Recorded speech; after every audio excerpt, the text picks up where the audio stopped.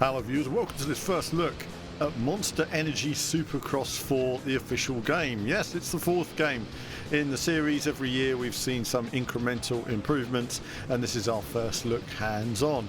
Now, the content you're going to be seeing in this video is based on the PC version, and of course this year, as well as Xbox One, PS4 and PC, they'll be seeing the game released on PlayStation 5 and Xbox Series X, which should look, give or take, just like the PC version you're seeing here. 60 FPS and greatly increased detail. It's a huge difference between the PC version and what was the console versions last year. You know, it really was very impressive on the PC. And then when you played it on the PS4 and you had the graphics rated down and the frame rate half the rate, it lost so much detail, so much fluidity. Milestone have been busy beavering away, developing this title bit by bit every year. I think it's one of those titles, though, that is certainly finding it difficult every year to come up with ideas. It's more about refinement rather than gimmicks at this stage, which is important. But at the same time, there are small incremental improvements, and we'll just have a quick look at some of this today. This isn't a review, it's just a preview, and it's just to go through some of the aspects that are in the game, and you'll see various footage of various races that I've done so far throughout. I'm first going to talk a bit about the gameplay. I can't say it's massive changes for me as a gamer from my level. The game is challenging to play. Even when you know on various different jumps where you're supposed to take off and land, understanding the exact speed that you need for that jump is critical, and then understanding how you can scrub off some speed in the air, do your scrubs and whips is key as well. Something I'm not terribly good at myself. It requires a lot of practice to get it absolutely right. There's no doubt about it, this is not an easy game to play, but if you're a fan of the sport, there's a lot in there for you to enjoy, and it's great to see dirt bikes constantly being given this level of investment and, you know, dedication, if you like. We went through a long period of many years where dirt bike games just weren't that good at all, and the ones that were considered good, they weren't that great. But, you know, there are something that people like to have rose-tinted specs about. Either way, you know, Milestone are doing a decent job and require the feedback from you guys. So, you know, what you're seeing in the gameplay today, there might be details that you're aware of that I'm not.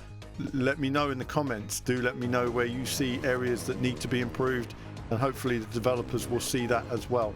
So in terms of formats, it's good to have those extra formats coming in. I've got a couple of details here. We've got brand new career mode structure been built in there to take you through all the bike categories, the 250 SX, the 450 SX categories. The compound area. Now, the compound area is something we've seen in MXGP. So that's been introduced now with solo or friends in co-op, somewhere to muck around, have some races, something like that. It's a much bigger part now of the overall game experience. So as well as the official tracks, you have the compound tracks as well, and online circuits that people have designed.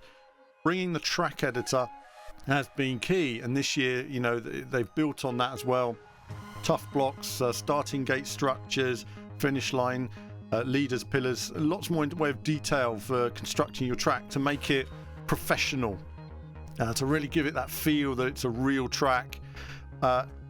Depending on the type of effort and time you want to put into it, you can develop something special and race it with your mates, upload it online. So lots of good stuff there. You know, a key aspect, of course, is the customization. And of course, you know, there's always been a lot of customization in Milestone bike games, and there's more than 110 official brands for cosmetic performance customizations, both rider and bike. So there's a lot to look forward to there. And online, there's going to be dedicated servers, which is key when you have massive amount of activity going on. Now, there's lots in the package. It's incremental improvements over last year's game, and we'll discuss that if there's a review chat in a bit more detail. Graphically, obviously, it's looking good. There's always improvements, lighting changes, stuff like that. This is still an early build of the game, so it's not the finished game by any stretch. You know, and I'll go through some of it in more detail once we actually get to a review stage. So far, so good.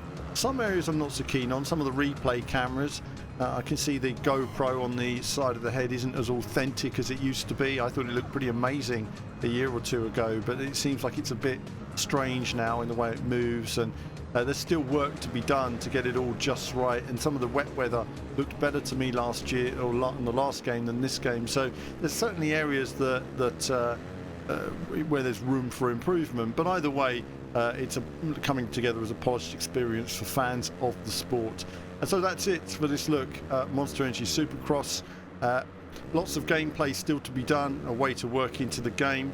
Menu structure is clean and functional, and we look forward to see how it all comes together in the final game. But that's it from me for now. As ever, more soon. Thanks for watching today, viewers. I hope you enjoyed the video, and do like and subscribe. It supports what we do. You can go to the website directly above me here, or check out a couple of other videos on the channel, perhaps things you're interested in terms of racing games, whether it be new or retro. It's all there. Check them out.